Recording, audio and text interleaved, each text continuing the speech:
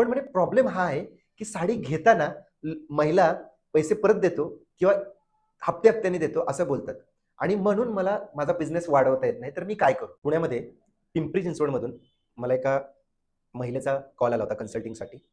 त्यामध्ये त्यांनी मला सांगितलं, की "सर, लहानपणापासून माझा बिझनेस बॅकग्राऊंड आहे. माझ्या लग्नाला आता 30 वर्ष झाली आहेत. मला साड्यांचा व्यवसाय करायचा आहे." सुरुवातीला वाटलं मला त्यांचा जो व्यवसाय आहे, तो टिपिकल ज्या बायका WhatsApp ग्रुप बनवतात आणि एकमेकांना साड्या विकतात तसा असेल. पण ज्यावेळेला मी त्यांच्याशी बोललो, त्यावेळेला माझ्या लक्षात आलं, की त्यांच्याकडे साड्यांचं प्रचंड ज्ञान आहे. म्हणजे त्यांनी एका साडीचं नाव घेतलं, आय थिंक जमदानी साडी असं काहीतरी नाव घेतलं. त्या इतक्या भरभरून बोलत होत्या त्या साडीबद्दल. मला त्यांचं खूप कौतुक वाटत होतं.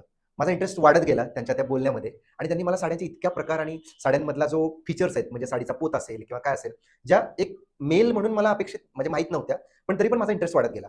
आणि नंतर मी त्यांना प्रॉब्लेम विचारला, तर त्यांनी सांगितलं, की "सर, माझ्या घरी ₹1,00,000 पेक्षा जास्त माल आहे आणि मला याचा अभ्यास आहे लहानपणापासून, कारण की मी पुण्यामध्ये मार्केट यार्ड सारख्या कम्युनिटीत वाढलेली आहे आणि मला इतर जे साडी दुकानदार आहेत, त्यांच्यामध्ये लहानपणापासून वाढल्यामुळे मला पूर्ण साडीचा अभ्यास आहे आणि मी सुरत मार्केटमधून न घेता कलकत्ता किंवा इतर मार्केटमधून पर्सनली रिसोर्स करते प्रत्येक साडी चेक करून आणि ₹700 पासून ₹3,000 पर्यंत, ₹10,000 पर्यंत, ₹12,000 पर्यंत अशा वेगवेगळ्या साड्या आहेत.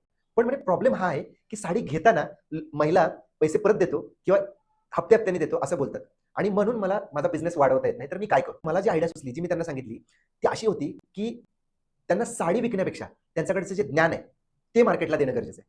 कारण की साडी दुकानात जरी तुम्ही गेला, तरी साड्यांचा ढीग लावला जातो, ही ₹300, ही ₹500, ही ₹1000, ₹1200, ही बनारस साडी, ही देवयानी नावं सांगितली जातात.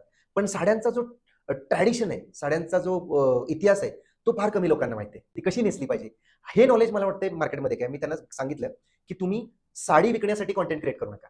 तर तुम्ही साडी काय आहे, साडीचा इतिहास काय आहे, अमुक एक साडी का आली, तिला ते नाव का पडलं, ते तुमच्याकडचं जे नॉलेज आहे ते शेअर करा इंटरनेटवरती आणि मगच तुम्हाला एक चांगला कस्टमर मिळेल, जो तुमच्याशी निगोसिएशन कमी करेल किंवा रोख व्यवहार करेल आणि एक दुकान टाकून पुन्हा एकदा ₹10-15 लाख तुम्ही गुंतवण्यापेक्षा अगदी कमीत कमी गुंतवणुकीत तुम्ही तुमचा हा व्यवसाय अगदी ऑल इंडियामध्ये सुद्धा वाढवू शकता.